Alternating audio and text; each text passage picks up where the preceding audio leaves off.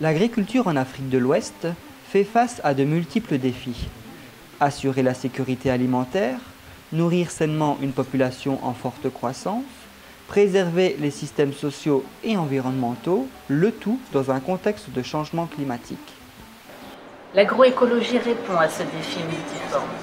Pour développer cette réponse agroécologique, les réseaux multi-acteurs permettent à la fois d'échanger et de renforcer les savoirs des uns et des autres, mais aussi de promouvoir ensemble l'agroécologie auprès des décideurs publics.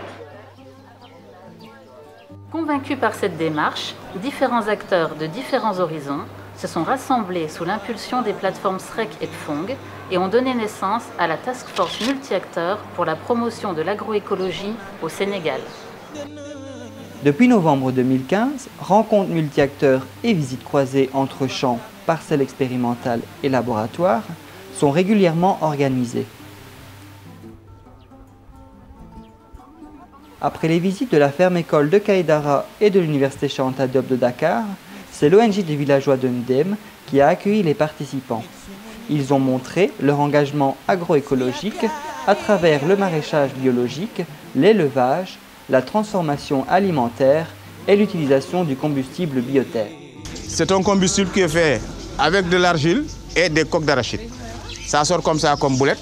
C'est avec ça, donc, parce que la teinture emploie beaucoup le bois de chauffe.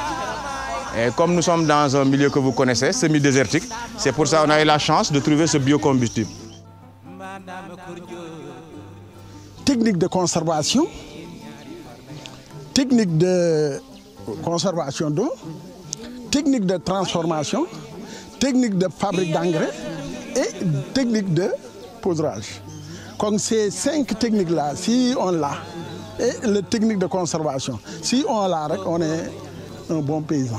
On peut, comme c'est fait ici, fractionner l'eau. C'est-à-dire qu'au lieu d'apporter un seau d'eau pour toute la journée, où la plante elle va conserver quoi, 10%, 15%, 20% maximum, toute l'eau part. D'accord. On peut faire de la micro-irrigation comme ça, du goutte à goutte, où on n'apporte pas suffisamment d'eau pour qu'elle descende très bas. Elle va rester en surface. Et là, la plante, avec ses petites racines, elle va pouvoir capter cette eau et vous aurez moins de pertes. À leur tour, 3 chercheurs de l'IRD ont accueilli les participants sur leur terrain d'étude de Diohine, un des 30 villages de la zone d'observation de Niarar, dans la région de Fatick. Les chercheurs ont insisté sur l'intérêt de faire de la recherche avec les paysans et de la nécessaire pluridisciplinarité dans la recherche en agroécologie. L'implication des agriculteurs dans mes travaux de recherche est indispensable. C'est avec eux que je cherche à définir des techniques agricoles pour une agriculture durable. Est-ce que vous les connaissez? Qu'est-ce que c'est? C'est du mil sauvage. Et quand on compare, on voit bien la différence par rapport à un cultivé. Et donc, nous, en tant que généticiens, ce qu'on regarde aussi, c'est pas simplement la diversité des variétés que vous maintenez dans les champs, c'est aussi la diversité qu'il y a autour des champs. On a parlé des arbres ce matin et de l'importance que pouvaient représenter les arbres. Moi, je vous dis, ça, c'est extrêmement important également. Par exemple, le mil sauvage pousse dans des zones beaucoup plus arides que le mil cultivé. Donc potentiellement, si on croise, en faisant très schématique, si on croise du cultivé avec du sauvage, les descendants seront peut-être plus résistants à certaines conditions climatiques ou à certains ravageurs que les cultivés tout seuls. En agroécologie, l'objectif, c'est d'aider chacun à trouver sa propre solution, plutôt que de chercher des solutions passe-partout et consensuelles.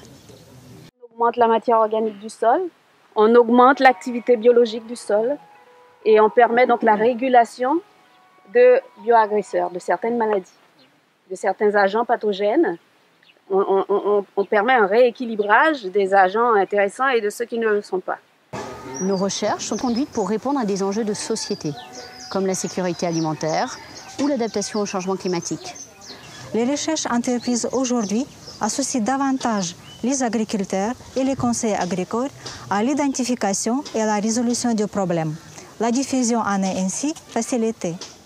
Il y a la famille de légumineuses comme le niébé, comme le soja, comme les acacias, comme le haricot. Ils ont cette chance de s'associer avec des bactéries. Ces bactéries ont la capacité de capter l'azote, le transformer sous forme assimilable et le remettre cet azote à la plante. Donc la plante, elle est avantagée par rapport aux autres qui n'ont pas cette capacité. Des espaces de rencontre multi-acteurs entre champs et laboratoires doivent être développés et consolidés. Ils permettent aux différents acteurs de définir des objectifs communs, de partager des questionnements, de mener et d'évaluer des actions communes. Ces démarches de partenariat favorisent la diffusion des innovations de la recherche chez les agriculteurs.